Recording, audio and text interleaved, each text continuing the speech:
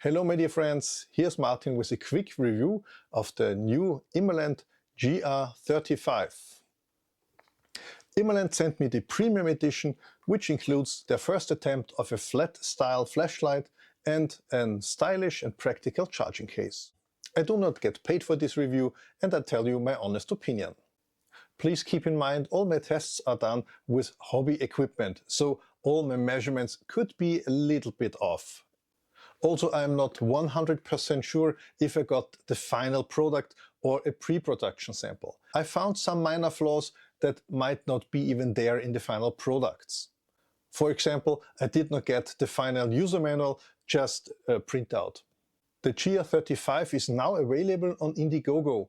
Of course, you find a link down there in the video description, and while you are scrolling, please hit the like button and maybe I earn your subscription today. So that's enough of me, let's have a look on the flashlight.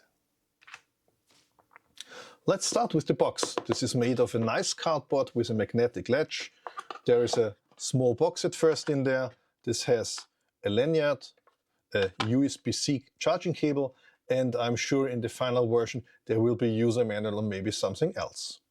Put that aside, and you can see there's a nice foam inlay, so when the flashlight is shipped, it's very secure in there.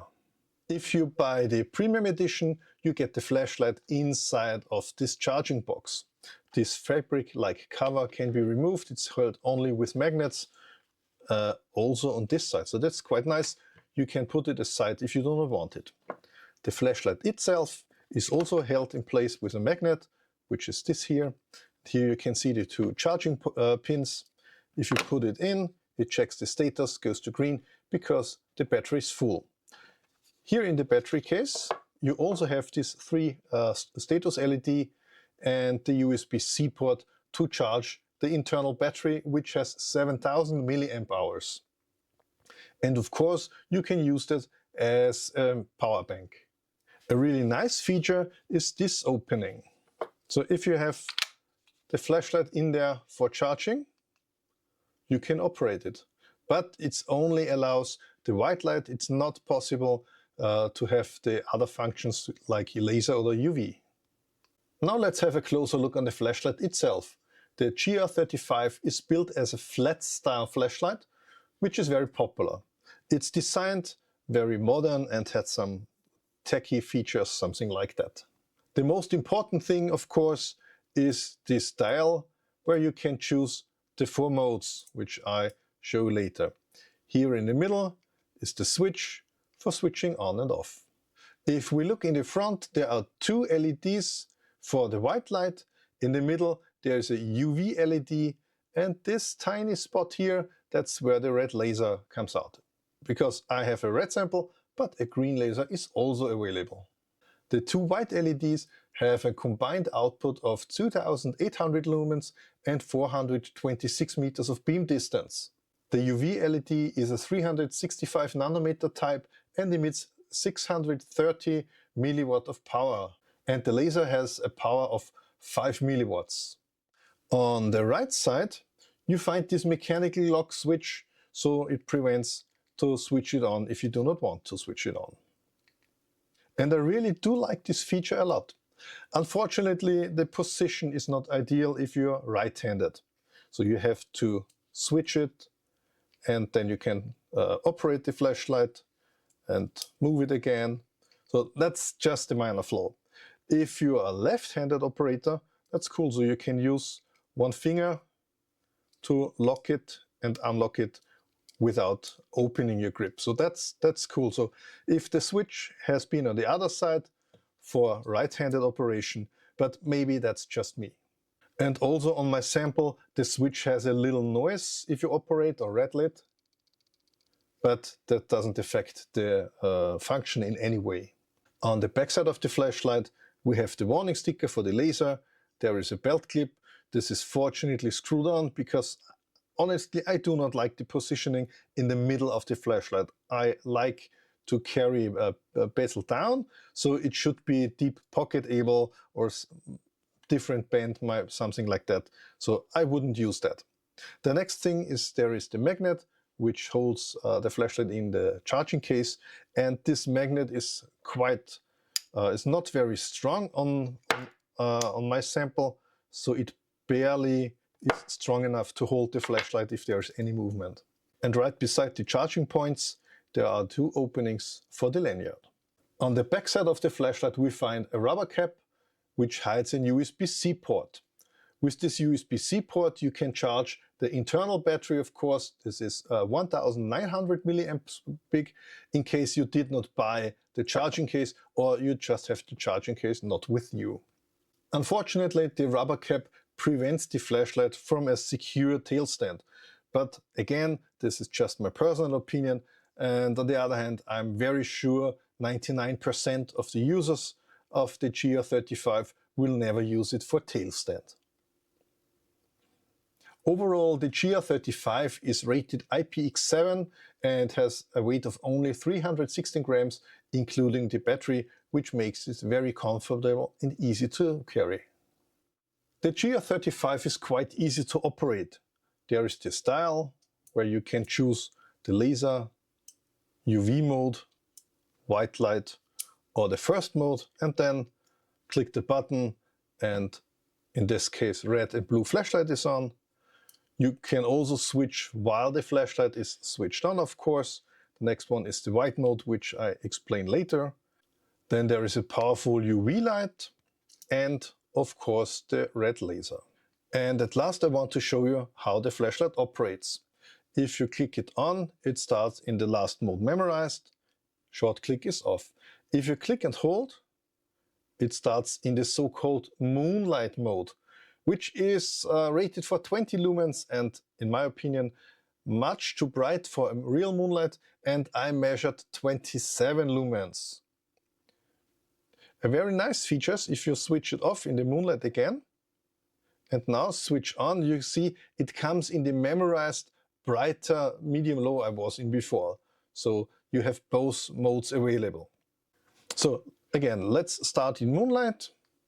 And then if you click and hold, it cycles through the modes, low, medium, high, and then goes back, including the moonlight. So that's quite nice. A double click activates the turbo, another double click goes to strobe, double click goes back to turbo, and you can then switch it off. Click and switch on and you are back in the last mode you had before starting the turbo. I have visited my bunker nearby to give you a nice idea how the GR35 performs. But I also took some measurements. Please keep in mind I'm using only hobby equipment, so allow a few % of error. Let's go to the numbers here. For moonlight, which is rated for 20 lumens, I got 27. Low is rated for 150, I got 175. Medium low is 500 rated, I got 480, that's quite on the spot. Medium is rated for 1000, I got 883. That's 11%, so that's not that bad in my opinion. And medium level is quite temperature stable. For the high and the turbo, those use step downs because of the heat. I have it here again in bars. So the high is rated for 1600, 1508. It's switch on. After 30 seconds, it's 1473. After 120 seconds, it is dropping down to 1180. And after 150 seconds, the drop down is complete to 830. And I tried with a fan. When the flashlight cools down, the lumen go up a little bit again. And for turbo, it's rated with 2800 lumens. I measured 2600, which is just 7% less. And of course, there's my measuring error. After 30 seconds, it's already down by 50% because of the heat, of course. And after 45 seconds, the drop down to 840 is complete. Of course, when the temperature allows, you can restart high and you can restart turbo again after the drop down. I also measured the throw. I got 33,125 candela, which calculates to 364 meters. That's 14.5% less than the advertised 426 meters. When I switched on the flashlight for the first time, I was wondering about this oddly shaped beam because of the very deep bezel here and the reflections and so on. So the spot is really nice. That's well centered, well formed. There's a nice spill around. I tried to put a picture here maybe, but there's also kind of ears from the reflections left and right. But when I went outside, that's not a problem at all. So I visited my bunker yesterday and captured some beam shots for you, which I hope you like. Okay, welcome in my bunker.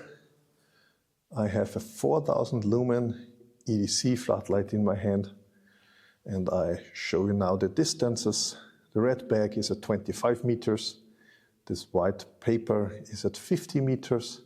There in the background there is a big tire from a tractor that's 100 meters, and left side of that there is a white board that's 140 meters.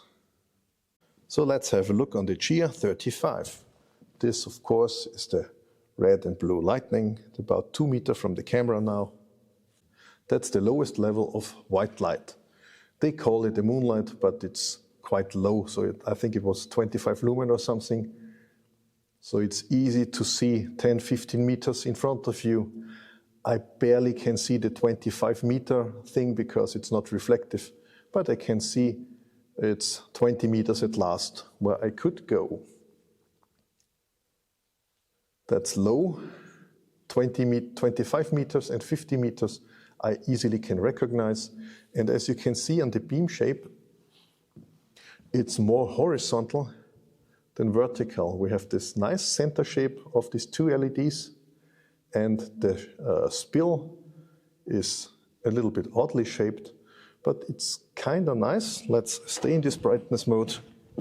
It's kind of nice to have it like a TV set, which is wider than higher, of course, and it doesn't disturb me at all, I have to say. On the white wall shots, I wasn't sure. Okay, that was low. This is medium low, and I can see the tire at 100 meter, medium brightness. I can imagine, or I can see where the 140 meter reflector is. Again, turning the beam shape from iPhone mode to widescreen mode. This is high, and this is turbo brightness. It's very nice. And I keep the turbo switched on so you can see the step down over time.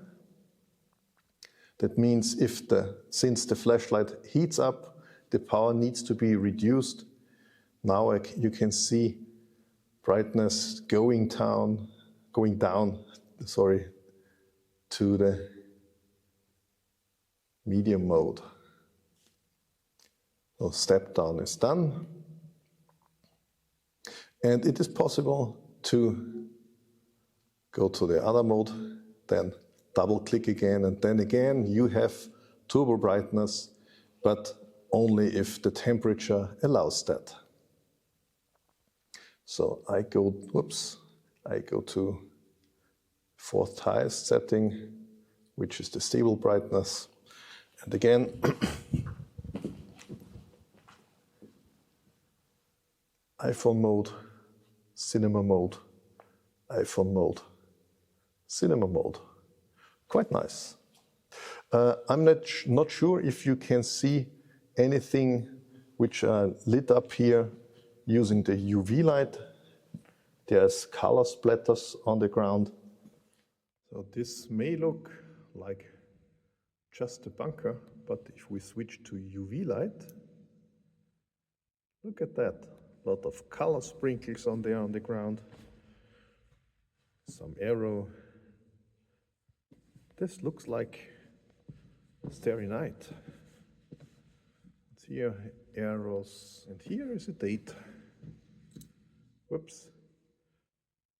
Not very impressive with white light, but with UV it is.